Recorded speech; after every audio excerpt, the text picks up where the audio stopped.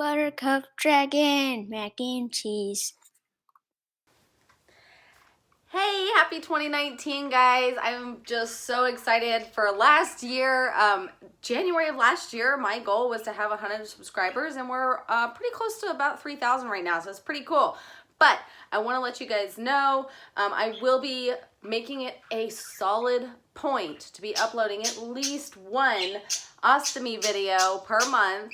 I hope to be doing it a lot more frequently than that, and I also want to let you guys know that I will be making sure that this channel stays more focused on ostomy related content, as well as debunking or explaining any kind of alternative medicine or therapy practices, because it's something that I know a lot about, both of these things. So what is this about? Happy New Year's! Yay!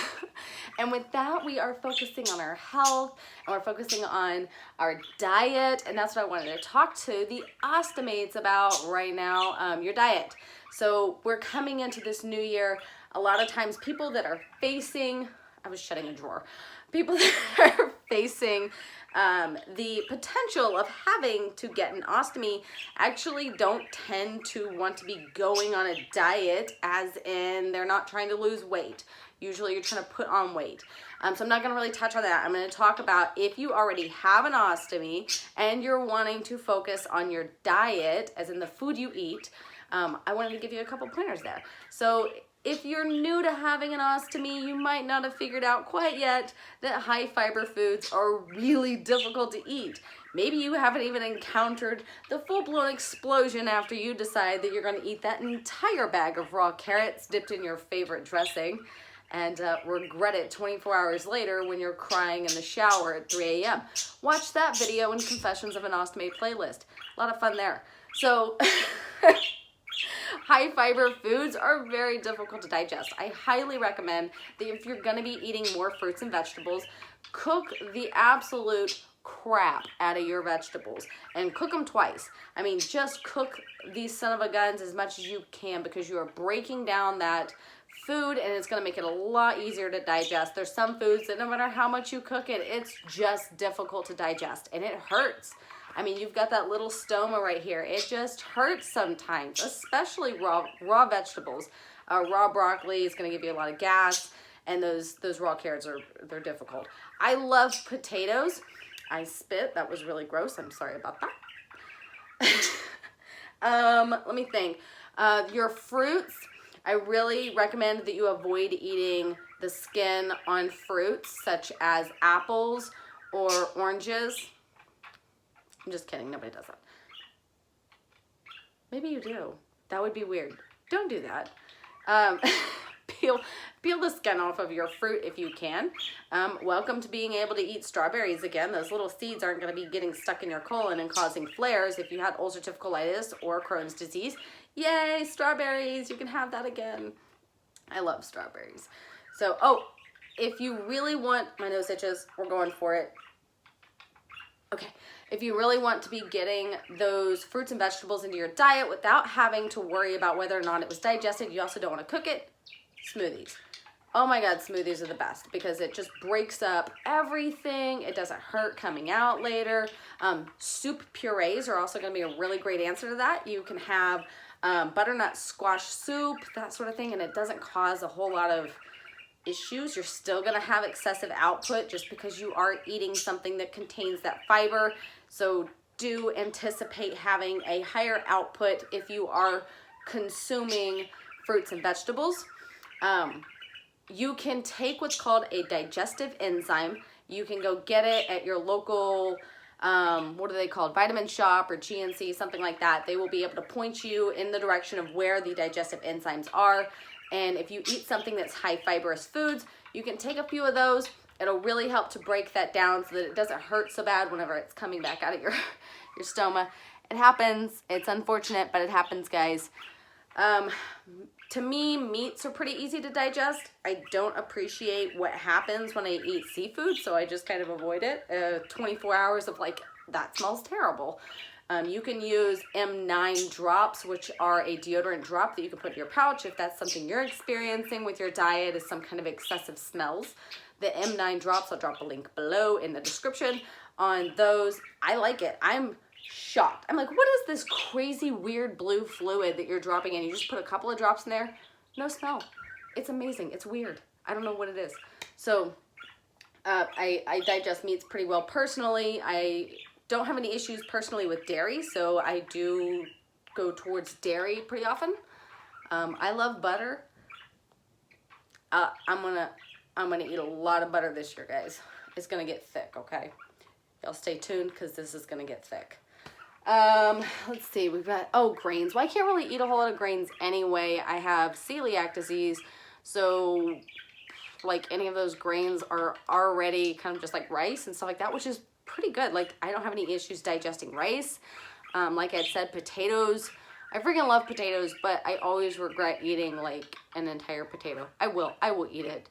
Because the regret from eating the whole potato is like counteracted by how delicious a loaded baked potato is, so whatever. You can't say the same thing for broccoli. You can't. I don't believe it. Oh, yeah, so grains. You know, you can eat bread and stuff like that and enjoy the heck out of it. I'm sure that that's all really easy to digest. I have absolutely no personal experience there whatsoever. So, I mean, if you want to leave a comment, I'll freaking pin it. How well do you digest wheat? I don't know. I've heard that the low FODMAP diet, LOWFODMAP, low FODMAP diet is pretty good for ostomates. If you're having some sort of difficulties adjusting at first to your ostomy, it's a really great way for you to be able to have better control over your diet in the beginning. So check into the low FODMAP diet. I did that for a little while. Right after I had my surgery, I really stocked up on things that were easy to digest, like bananas and yogurts and soups, smoothies, that kind of thing, just because I wanted to slowly introduce more solid foods into my diet. And that way I could figure out if something was difficult to digest, like corn chips. I freaking love nachos. You're gonna have to meet me in the ER because I'm eating that whole plate of nachos. I'm gonna eat that sucker. Oh, and gosh, like, guys, what is it called? The blockage? I think that's what we call it. Blockage is not fun. You might start to realize one day where you're just like, man, I haven't had like a good amount of output in like 6 to 8 hours. It's been nothing but like pure liquid. That's usually a sign you have blockage. Now you can start taking some digestive enzymes. I end up taking like one every hour until I don't have that issue. But some people end up in the ER over blockage. It's not a good thing. Alcohol might also cause you to have really loose output, so keep that in mind. For me, it's kind of a hit and miss. I can't ever really figure out, like, sometimes this cider does give me really loose output and makes me super drunk, and then sometimes I can drink like a fish and I don't feel it at all. So that's only actually been a thing since I've had my ostomy, is like sometimes I'll have one drink and be like, wow, that was way too much, but for some reason it'll cause me to have really loose output. And then other times I spit again. That's embarrassing. Other times I'll have several drinks and I don't feel anything at all, and I don't have the loose output. So I still to this day cannot figure out what is the correlation whatsoever. So if you guys have had that experience, let me know. I want to know. Help me out. What's happening? So I want to end this real quick. I want to make sure that I end my ostomy videos. You guys make sure that I stay on top of this, because every one of my 2019 videos for ostomies, I want to make sure that I highlight something that I didn't know, that other people didn't know about this thing, and I want to share it with you just so that we have things that we're sharing information with each other, you know? All right, so first thing I want to talk about is the Convex wafer. And if you've watched any of my other old videos, you guys know that I use a Convex wafer. And I remember when I first got my ostomy, I thought to myself, well, I'm not chubby and I don't have folds. Like, why would I need a Convex wafer? And I just used a flat wafer. And I had leaks all the freaking time, and I hated it.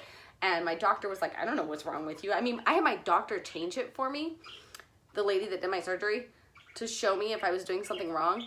And within 2 or 3 hours afterwards, it was leaking. So then somebody had told me, well, just try, I think it was actually Coloplast told me, why don't you just try using a Convex wafer? And it's because the bottom part of my stoma is shorter than the top part. So I know it's just a donut, but imagine like if you could visualize a donut and only one half of the donut rose when it baked tried and the other half didn't. So that's kind of the shape of the profile, if you will, of my stoma, is the top half is larger and the bottom half is shorter.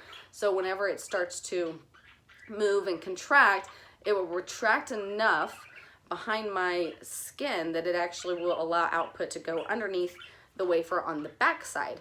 So by using a convexed wafer, which has like a dip, you see it like dips down, it's hard. They make soft ones, but I like the hard one just because it lasts longer.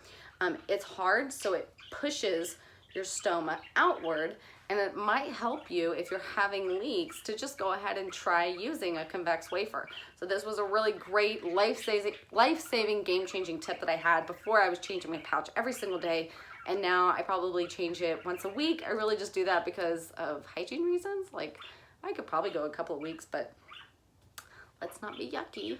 One last thing that I wanted to show you guys that I didn't know you guys, some of you didn't know about these. Look at this. Sorry.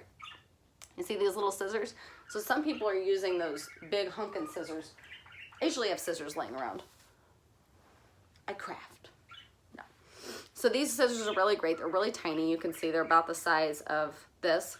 These are actually from Coloplast. You can order, I think most insurances cover 1 pair of these per month. So be sure to ask your insurance company or ask Coloplast if they can at least attempt to bill for it.